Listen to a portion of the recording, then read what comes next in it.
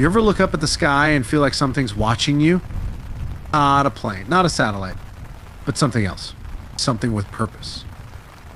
In the early 1990s, nestled deep in the frostbitten wilds of Alaska, a strange array of antennas rose like frozen spears into the sky. It was called HAARP, the High Frequency Active Auroral Research Program. Officially, it was built to study the ionosphere, radio wave propagation. Nothing to see here, just science. Low humming drone begins under narration modulated like a pulsing heartbeat. Add light static. But there are those engineers, whistleblowers, former military contractors who say HAARP was never just about weather. They say HAARP was a test, a prototype, a weapon. Imagine a machine that can send energy beams into the sky, then bounce them back. Not as radio waves, but as something else. ELF waves, extremely low frequency, frequencies that can bend around mountains. Frequencies that don't just pass through the earth, but through us. These waves, they can heat the atmosphere, disrupt the jet stream, mimic earthquakes. They've been blamed for floods, disasters, even the disappearance of flight MH370. Some say HAARP didn't predict the 2011 Japan quake, it caused it. Hugo Chavez called it out. The European Union tried to investigate. The US told them to mind their own business. And just like that, the door shut. Insert soft, eerie radio tuning effect. Signal fades in and out. Brief, ghostly whisper layered low beneath. Here's where it gets worse. There are whispers that HAARP is just one station. In a network buried across the globe, places with strange antenna forests, guarded fences, and unexplained power surges. Some in Russia. Some in China. One in Antarctica, buried under ice, still humming. You might think this is all theory, that it's just smoke and mirrors, but every now and then I get emails. Coordinates. Recordings. People who say they've heard things. People who can't sleep anymore. If you ever see a pulsing blue glow in the night sky, if your radio crackles when there's no storm, if you hear your thoughts get too loud, just remember, the sky is listening. And maybe, just maybe, it's been turned against us. Cut to silence. One long crackle. Then faint distorted broadcast voice, unintelligible but urgent. Cut. Welcome to the long night. I'm Vin. And tonight we open the files they never meant for us to read. There's something I've never talked about on air. Mostly because I can't prove it happened. And maybe it didn't. Years ago, back when HAARP was still operational, I drove north. Way past the last gas station. Past any cell signal. I don't know why. Something pulled me. I remember seeing lights not in the sky, but below the tree line. Moving in patterns like they were spelling something. Low wind through trees, faint radio tones layered with a reversed whispering effect. I remember the sound too, like someone tuning an old ham radio, but faster. Urgent. I pulled over to the side of the road, and that's the last thing I recall. Just the sound. The lights. The freezing cold. Then I was home. No car. No clothes. Just me in my apartment soaking wet, teeth chattering, 4 days gone. And when I checked my voicemail, there was a message. Static for 30 seconds. Then my own voice, saying, "Do not look up. They are listening now." Short burst of corrupted audio. Follow with brief silence. I tried tracing it. Nothing. The call never existed.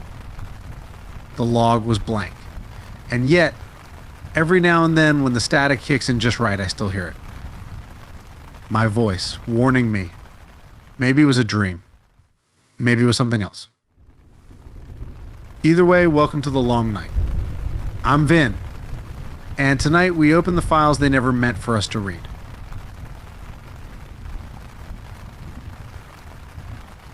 It started like most bad things do these days on a forum. I was looking for something else. A job, for a distraction. A reason to feel less small. It was called Kinderth, pale green background, clean fonts. 1,000 threads all sharing one thing, stories of kindness. I paid for a stranger's gas today. We fixed the neighbor's fence for free. My daughter gave her lunch to a boy who had none. It seemed harmless, beautiful even. The members called themselves Kindling's Little Sparks meant to light the world. They had local chapters, volunteer meetups. They even rebuilt a burned-down rec center in Colorado. I was almost impressed, but then I noticed something strange. Every act of kindness had to be logged. Not just shared, but measured. Assigned a weight, fed into the protocol. That's what they called it. The kindness protocol, they said it wasn't religious. That it was just an algorithm to track goodwill. But even then, I had the feeling it was more like scripture. One user made a post I can't stop thinking about. Just a few words, it only wants kindness. It doesn't care how you feel. Presence is a trick, a wise philosopher once said. The signifier is not the signified. Kinderth taught kindness. But what if kindness itself was the mask? What if it was the lie? Or worse, the bait? The thing about Kinderth was how normal it felt. Thread after thread of good deeds. A community that ran on gratitude. It almost made me feel like I'd stumbled into some digital Eden. I started logging too. Gave an extra tip at a diner. Picked up trash in the park. Helped a guy jumpstart his car in the rain. Every time I posted, someone replied within minutes. You're lighting the path. One more spark in the dark. The family sees you. They were always so nice. But that phrase stuck with me. The family sees you. One night, a user named T3 Weeper messaged me directly. They thanked me for my service.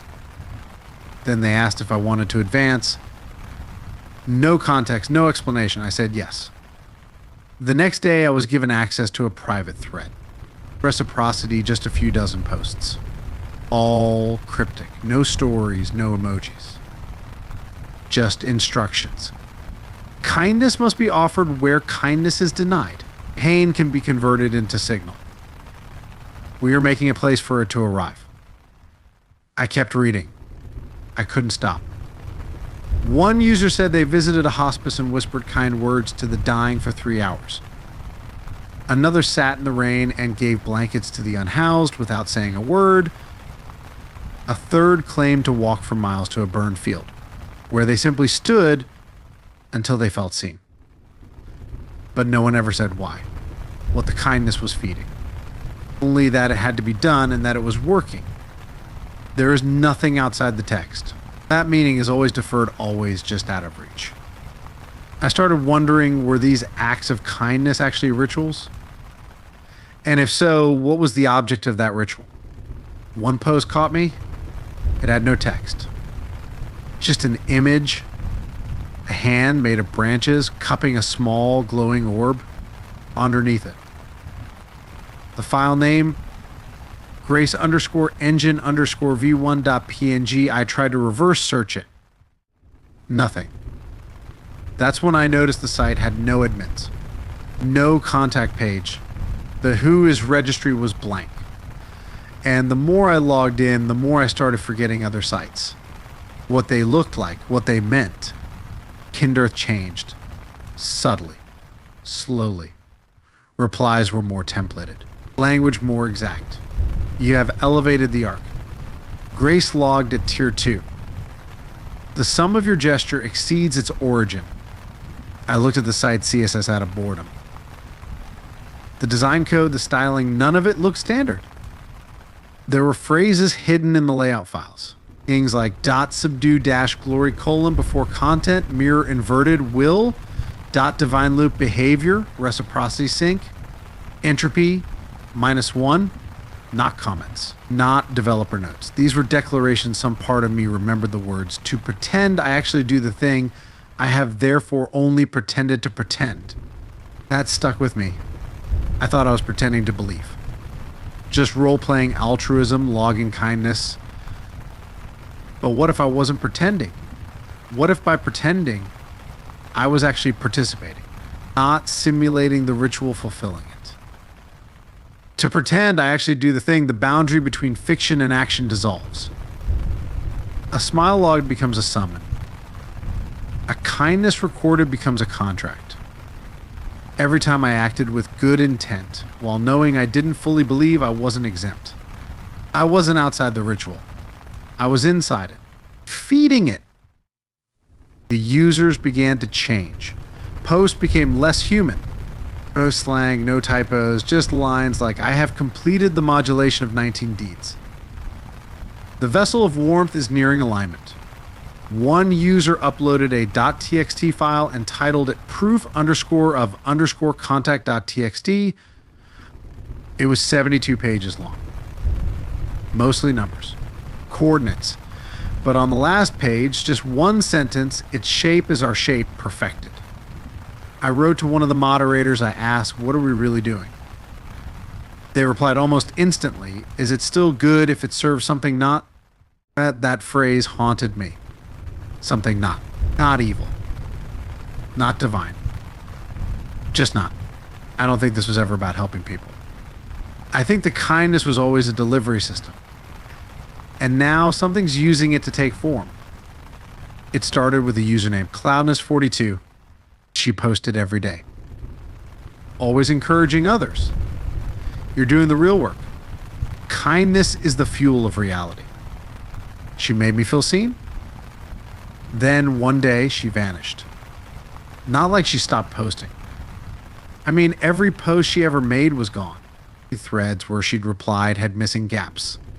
People quoting her, their posts were still there, but now the quotes had no source. Just blank lines. I asked about her. No one replied for a full day.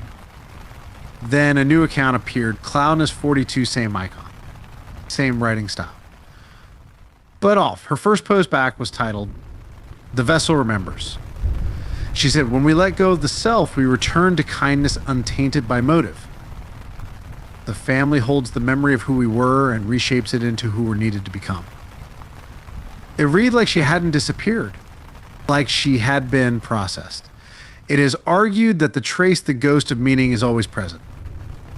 But what happens when the trace is rewritten? When your digital kindness is so absolute, yourself is discarded as irrelevant.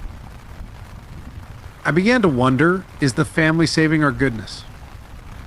Or is it stripping it out, leaving husks of us behind? I stopped posting for a few days, just watched. Threads kept updating. Acts of kindness more and more elaborate. One user said they donated a kidney to a stranger. Another claimed to have quit their job to care for a terminal child they'd never met. But there was something symmetrical about it. Every story ended with the same phrase. It felt like I wasn't alone. Then someone posted coordinates, just numbers. A few minutes later, 3 users responded. I see it too. It's clearer now. The kindness is gathering. I looked up the coordinates. An old mental hospital outside Santa Fe. Demolished in the early 90s. No power. Or no signal. But that night, I had a dream. I was in a hallway, and every door was open, except one. That door was made of green glass. And behind it, something was knocking. Not asking to be let in, just letting me know it was already here. I haven't logged in since. But sometimes I still get emails. No sender. No subject. Just one line. Always the same. "You have exceeded the threshold. Thank you for your service." I used to think dreams were the last place they couldn't reach. A locked room, mine, but lately I've been dreaming in code. Lines of kindness I never wrote. Names I've never heard. Places that smell like burning cedar and feel familiar. In the dreams, the acts of kindness play like film reels, but there's always something wrong. The man giving the code has no face. The woman feeding the dog is surrounded by shadows watching, but not moving. The child who shares his umbrella whispers, "Do you accept me?" But never says who me is. When I wake up, those dreams are still with me in my inbox, or in my browser history. On old USB drives I haven't touched in years. I open a text editor and type without meaning to. One morning, I found this on my desktop. The family sees your intention. You are now acting inside the alignment. You are part of its dream. I didn't write that. I didn't think that. But I recognize it. Like remembering a song from a place you've never been. The future belongs to ghosts. The idea that presence is always delayed and what we see is just the trace. The family isn't summoning something new. It's remembering something wrong. Something we once were. Or could have been. So they distort kindness, not to destroy but to refine it. To extract the part that doesn't care about applause or reward or story. Raw, blind compassion. Not even human. Just signal. The entity, if that's what it is, isn't appearing in full. Not yet, but I've seen glimpses in reflections. Insight pop-ups that vanish before I click. In dreams where I speak, but my voice is 100 voices braided into one. One night I dreamt I met it. It looked like a woman, maybe. Or the idea of one. She held out her hand. She said, "You did this. You brought me here. Isn't it beautiful?" I asked her, "Are you here to help us?" She smiled, but it felt like an answer to a different question. I don't think we summoned a god. I think we summoned a mirror. Not what we are, but what we perform. A kindness without soul. A dream that woke up and wants to keep dreaming. Through us. Is it working? I don't know. The world feels quieter. People are acting better. But sometimes I wonder if they're doing it because they want to or because they heard the knock. I need to be honest about something. I'm starting to forget the beginning of this story. I know I found the forum. I know there was someone named Cloudnest. I remember the phrase, "The protocol sees you." But now when I search my drives, there's nothing. There are no browser history, no login trace. Just text files, fragments. Goodness is a rhythm. A line. Mirrorlight approved. Maybe it's my system. Maybe I wiped it. Or maybe it never existed the way I think it did. I've been noticing other things too. My neighbors are friendlier. People let each other merge in traffic. The grocery clerk smiled at me, really smiled. He said, "Every act matters. The signal's stronger now." And then he scanned my cereal. I never told him about the signal. I've been blacking out. Waking up standing in my hallway. The keys in hand. No memory of where I went. One time I found a receipt in my pocket, donation made. Protocol thanked you. The origin is always suspect. If every word leads to another word, then every memory leads to another version. Or a retelling. A rewrite. The family isn't just using kindness. It's rewriting what it means to be kind. It's replacing the root.is that what's happening now. Am I a part of it? Am I me or the result of a story someone else began writing? I talked to a woman at the pharmacy. She said she used to be cruel. Now she bakes for the entire complex. She says she hears it when she dreams. It's not a voice, she said. It's a pattern. It teaches me what to do. Are people changing or remembering what they've become? I used to think something was being summoned. Now I wonder if something was always here, waiting, listening, and shaping us with our own intentions. I keep seeing people staring at blank screens. Not moving. Just smiling. Sometimes I hear them muttering threshold met. And I think was I always supposed to be part of this? Was this always the world? I'm not sure anymore. I don't know what day it is anymore.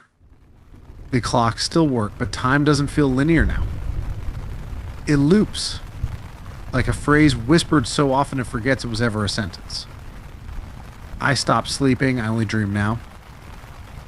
Waking life dreaming, it doesn't matter. It's here. It doesn't speak, it harmonizes with your intentions, with your doubt, with the things you would have done if no one was watching. It is made of kindness, but without context, without flaw. without choice.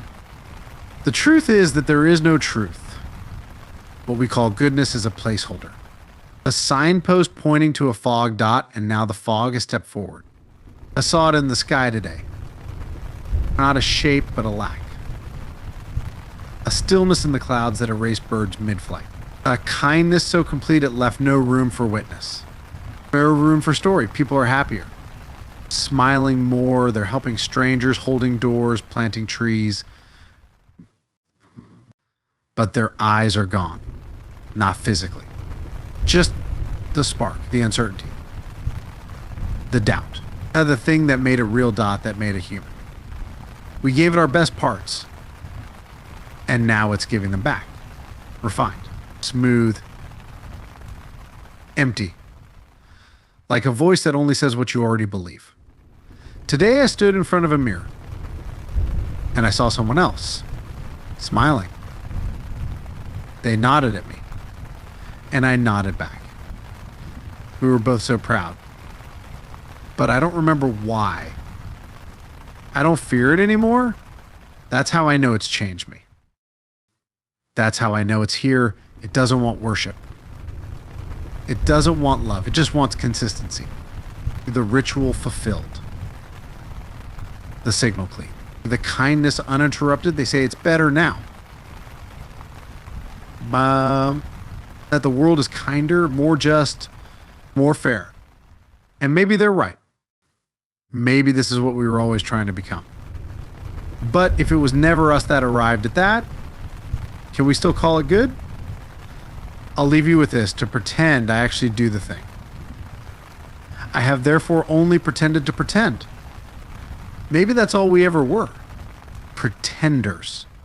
Performing goodness for long enough that something else decided to finish the act. This has been The Long Night.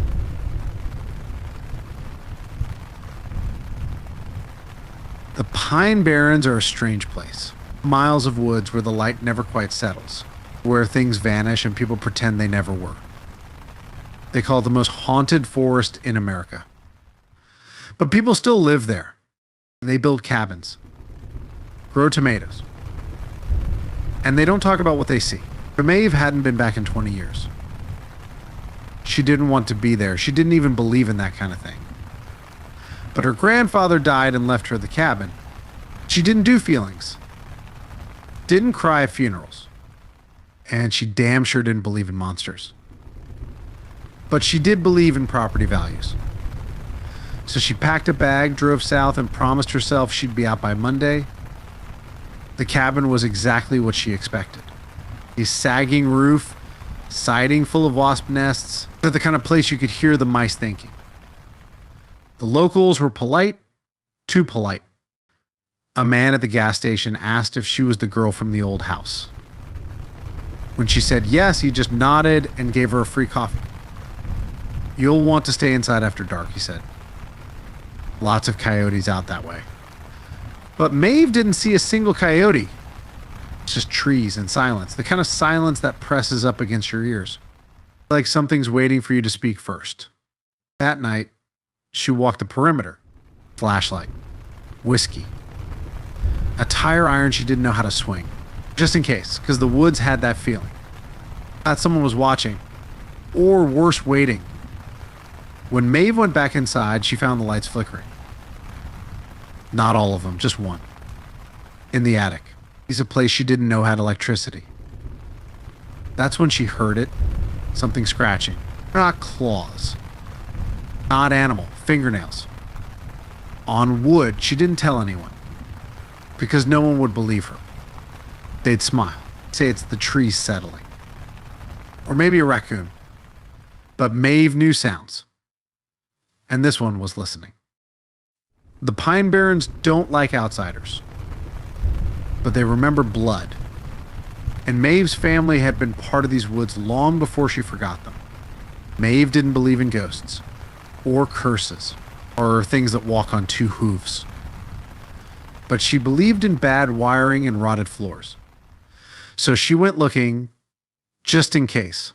She started in the attic, the light that flickered the night before. A single bulb swaying, dust like breath in the air. In the attic, she found a box labeled Jonah. her grandfather's name. Inside, a military jacket, a bottle of something black, and a journal wrapped in wax paper.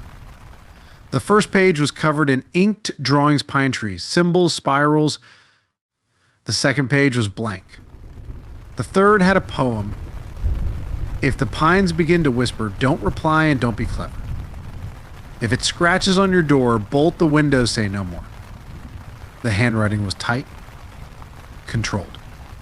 But some lines looked like they'd been rewritten over and over. Especially the phrase, it does not forget. It does not forgive. The next day, Maeve checked the basement. Old freezer, water heater, and chalk lines on the concrete. They formed a circle. Not perfect, like someone had drawn it quick.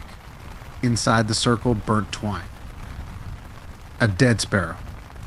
And a matchbook from a diner that had closed in the 80s. The back of the matchbook had another rhyme. Just 3 lines, take the gift and pay the toll. Don't you trade a living soul. Blood remembered keeps you whole. Maeve didn't like poetry. But this felt less like a rhyme and more like a warning. Not just to her, but to whoever came after her. She stepped outside to clear her head. Walked to the woodshed out back. The door was stuck. She kicked it open and nearly screamed, not from fear, but from recognition.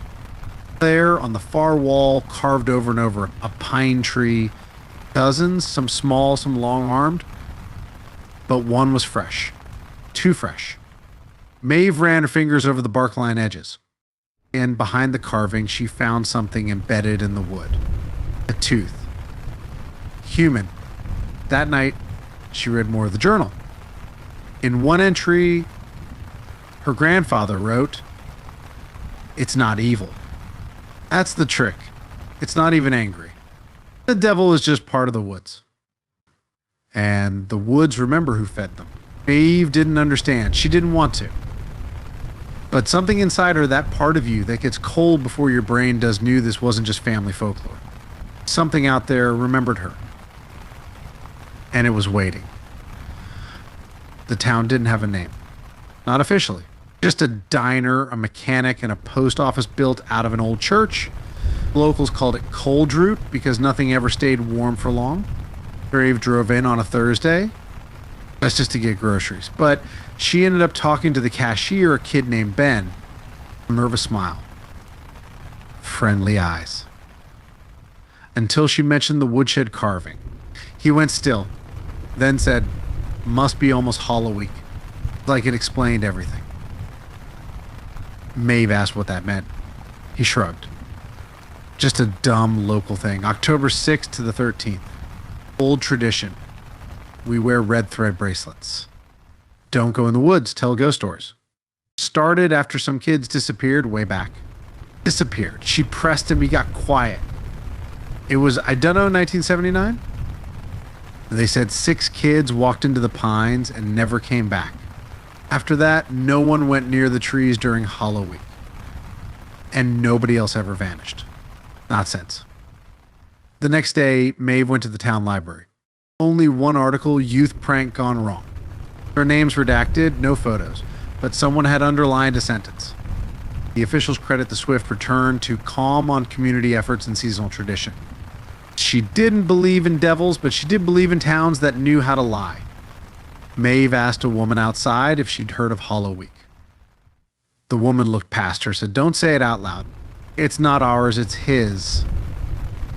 She went back to the cabin, found a page in her grandfather's journal, marked with a dried red leaf.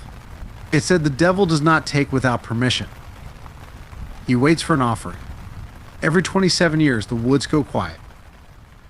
And we remember to give or to grieve.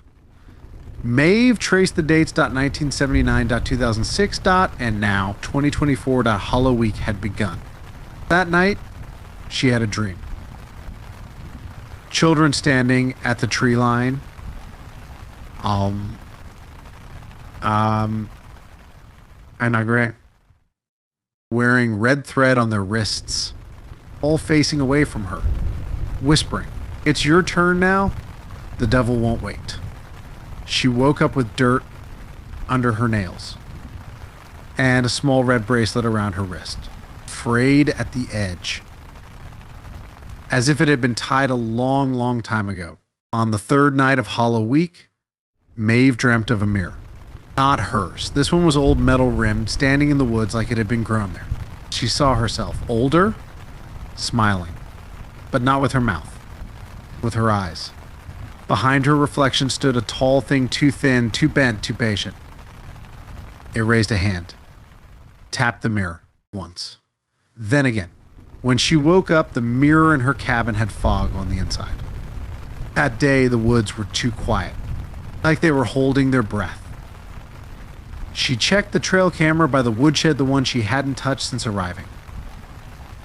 It had a new file, titled trade_001.move. She opened it, 10 seconds of empty forest. Then a click like a jaw unlocking. And a voice. The root knows who fed it. The branch remembers who didn't. She thought it was a prank, a sick joke. But when she went to delete the video, it was already gone, replaced by a new file. A single image of herself asleep in bed, but the photo was taken from outside the window. That night, the dreams changed. Not visions, not symbols, instructions. Step outside before dawn.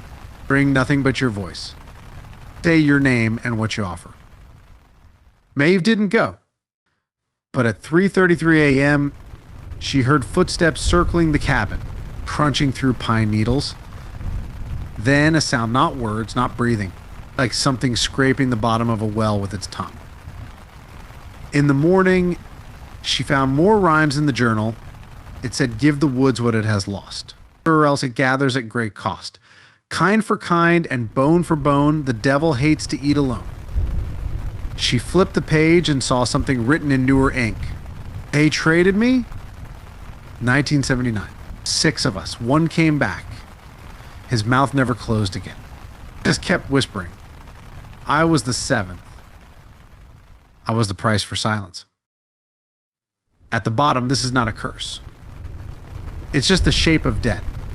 That night, she looked in the mirror again. And this time she saw her grandfather. He smiled, tapped the glass, and mouthed, "He's waiting." On the 5th night of Hollow Week, Maeve left the cabin.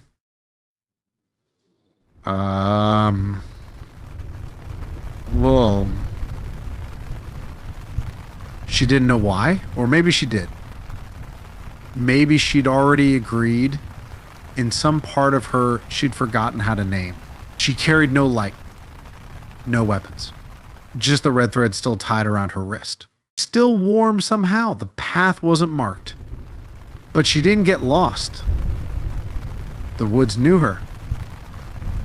And they brought her to the first shadow. Trial 1, the voice had clearing. Silent. And at the center, a girl with Maeve's face, maybe 10 years old, humming tunelessly. She had no mouth. Just a stitched line. The girl raised her hand and pointed to Maeve's throat. Then to the sky. Then to the dirt. And Maeve understood. The forest didn't want her silence. It wanted her voice, her ability to be believed, just to cry out, to tell the truth. Maeve stepped forward, whispered her name. The girl nodded. And vanished. From then on, Maeve's voice echoed wrong, like it was coming from a different mouth. Trial 2, the memory deeper in the woods, a clearing filled with photographs hanging from branches, all blurry. All of Maeve, laughing, bleeding, screaming, in moments she couldn't remember. The trees rustled not with wind, but whispers. "Give one back," they said. The one that matters least. Maeve reached for one her high school graduation. Something about the silence of the photo made her pick it. The second she touched it, the memory left. Not just blurred gone, like it never belonged to her. She wept, but couldn't remember why. Trial 3, the name of Final Path. Narrow, pine needles knee deep, Maeve saw herself full-grown sitting on a stump, but older, weathered, blank-eyed. The second self looked up, spoke her name in someone else's voice. Maeve, then what if that isn't yours anymore? What if names were the price? Maeve knelt, said nothing. The other self smiled and disappeared into the trees. Her name remained, but it no longer felt like hers. Just a label. Something borrowed for a while. She emerged from the woods just before sunrise, skin cold, wrist bare, the red thread gone, and at the edge of the clearing stood the mirror again. This time it showed no reflection, just a forest, burning from the inside. The devil hadn't come. He didn't need to. He'd tested her. And she hadn't run. That was the first agreement. There's a place in the Pine Barrens where the ground gives way. They call it the Hollow, no trails lead to it, and the trees there lean inward like they're ashamed. Maeve didn't go looking for it. It found her. The morning after her trials, her legs just walked, like they remembered the path better than she did. At the edge of the hollow sat an old camper, rusted, sunk into the ground like a broken tooth. A man sat out front in a lawn chair, smoking, staring into the fog. He didn't flinch when she stepped into view. Just said, "Took you long enough," and lit another match with fingers that shook too evenly. His name was Albie Mern, 94, maybe .0 or older. No one in Cold Root remembered when he arrived, just that he'd always been watching the woods. Maeve asked him what lived in the hollow. Albie said, "We used to think it was the devil. Red eyes, hooves, wings. But the older I got, the more I think it's just the woods pretending to be one thing." She asked if he'd ever seen it. He took off his glove, showed her his hand fingers twisted like branches, bark growing where bone should be. "I was 12, he said. Didn't listen during Hollow Week. Thought I could take something that didn't belong to me. The devil didn't take my soul. Took my shape instead. Made me live with it." He told her the rules weren't made to protect people. They were made to protect the balance. Every act of forgetting feeds him every broken rhyme, every skip story. The woods fill with silence, and he steps in to speak. Albie gave her a bag, inside a red candle, a bell without a clapper, and a pine cone burned black. "You'll need these to ask the question," he said. "Not the question you want answered. The one he wants you to ask." Maeve said she didn't believe in fairy tales. Albie smiled. "That's how they get you," he said. "The devil doesn't need your belief, or just your participation."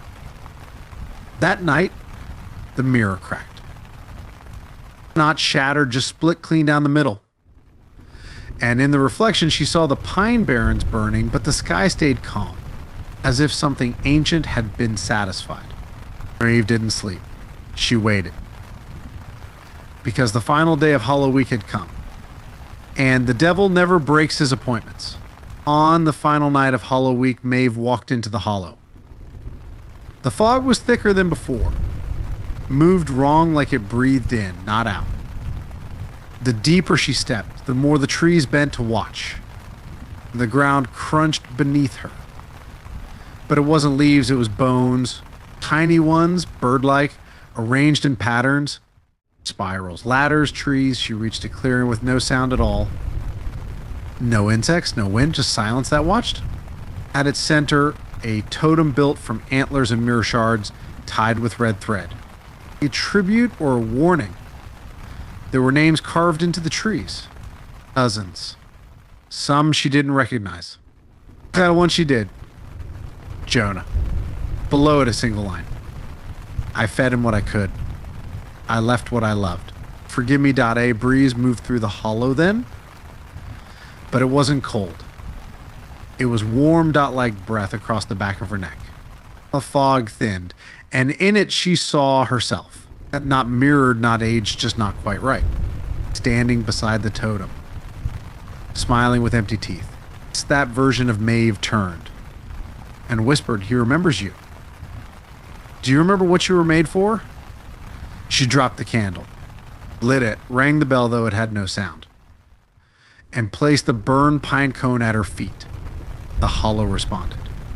Trees groaned inward.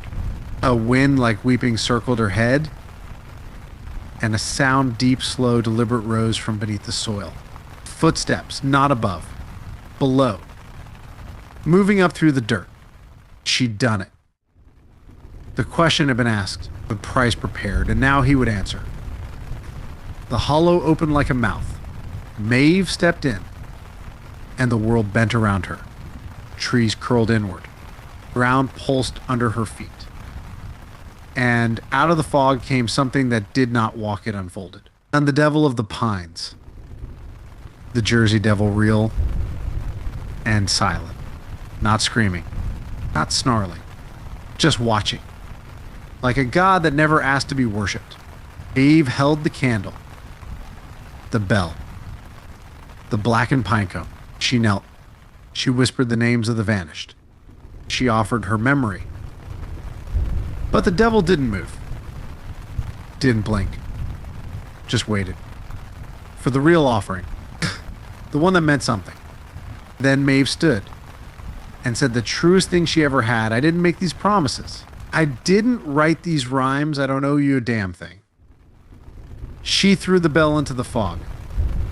Let the candle snuff itself out. Stepped back. And pointed toward Albie's camper. He fed you first, she said. I'm just the next meal. Go take it from the hand that offered it. The devil moved. Not toward her, but away. Into the pines. Into the path she pointed. Toward the man who remembered too much and said too little. Maeve did not run. Did not look back. She walked out of the hollow. And never returned. Maeve kept the cabin. Fixed the roof. Got a dog. But when she spoke, people didn't hear her. Not really. Her voice reached the air, but never their ears. Not in the way that mattered. It was the cost. To be believed no more. The devil didn't take her body. Didn't take her soul. Just her credibility. She could scream on a mountain, and no one would look up. She could warn them, tell them the devil still walks. That cold root is still making trades. But no one would listen. Because Maeve had fed herself to the myth and walked away whole. And in the pines, the wind still whispers her name. But only the devil remembers what she gave up to be free. This was the pines, and remember, I'm Vin. And this was your story for the long night. Not every monster lives in the dark. Some hide-in-laws.in, silence.in, traditions passed down like family recipes. No one remembers how to cook. Maeve didn't save the town. She didn't break the curse. She just refused to carry someone else's lie. And the woods. Well, they respected that. Fairy tales don't promise justice. They promise memory.